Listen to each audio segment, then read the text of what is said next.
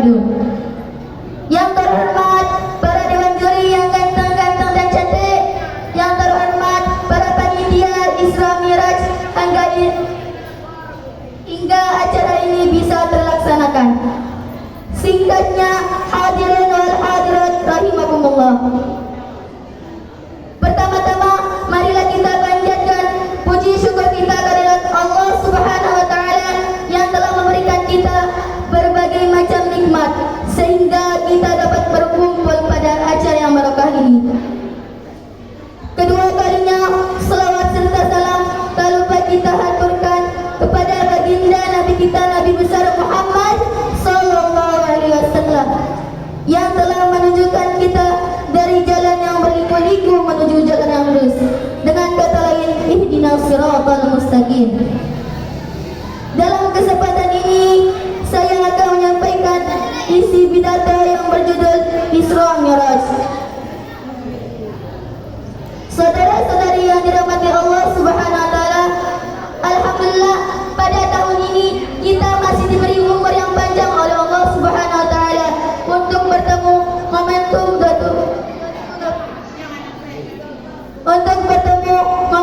27 Rajab 1444 Hijriah yang bertepatan dengan peringatan Isra Miraj Rasulullah SAW. Meskipun negeri ini masih ditimpa cobaan yang berat berupa wabah, namun semoga saja semangat diri sendiri, keluarga dan umat terus terjaga dalam meraih takwa. Berkisah tentang peristiwa luar biasa bertajuk Isra Miraj Rasulullah SAW, maka kita akan kembali tentang pentingnya ibadah salat. Para penonton, apa itu salat? Salat adalah ibadah spesial dan utama Allah Subhanahu wa taala perintahkan kepada Nabi Muhammad SAW dan umat sebagai bukti dari keutamaan perintah tersebut. Allah Subhanahu wa taala menjemput Nabi Muhammad SAW melalui perantara malaikat Jibril dan Buraq agar bisa menjemput salat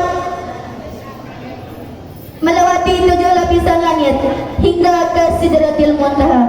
Hal tersebut tertuang dalam Al-Quran surah An-Najm ayat 13 sampai 15 yang berbunyi, Bismillahirrahmanirrahim.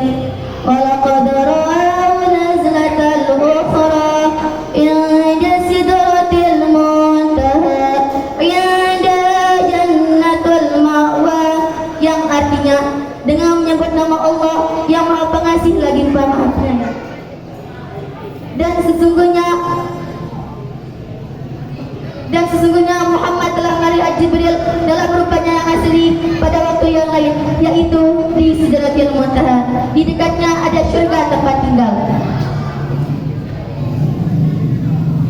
Tidak hanya sekadar melewati langit, tapi Allah Subhanahu wa taala juga menemukan kekuasaannya sebagai Tuhan yang Maha Agung, Maha Kaya, lagi Maha Terpuji. Setelah melakukan perjalanan Mi'raj, Rasulullah SAW melihat surga, neraka, dan Baitul Ma'mur yang menjadi kiblatnya para malaikat. Itu adalah bukti bahwa janji Allah Subhanahu wa taala benar-benar nyata. Lalu bagaimana dengan kisah kita sebagai umat akhir zaman pada hari ini? Semakin dengan berkembangnya teknologi, berlalunya zaman, tantangan maupun ujian hidup pun terasa berat. Kita saksikan masjid megah makin banyak, tapi jamaah sholat makin sepi. Belum sampai di sana, semakin kesini perdebatan antara sesama muslim gara-gara perselisihan semakin melunjak dan membuat Islam seakan akan tercerai-berai.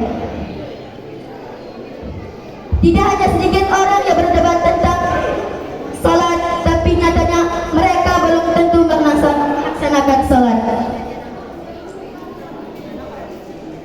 Saudara-saudari yang dirahmati Allah Subhanahu wa taala, Kiranya apa yang salah dari hal tersebut, yang salah tiada lain dan tiada bukan ialah salatnya. Salatnya belum benar, salatnya belum dengan hati, salatnya belum benar-benar mendatangkan jasmani dan rohani untuk menghadap Allah.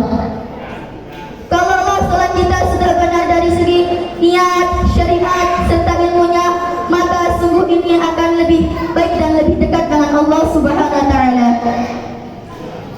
Allah Subhanahu wa taala berkata dalam surah Al-Ankabut ayat 45 yang berbunyi, Bismillahirrahmanirrahim.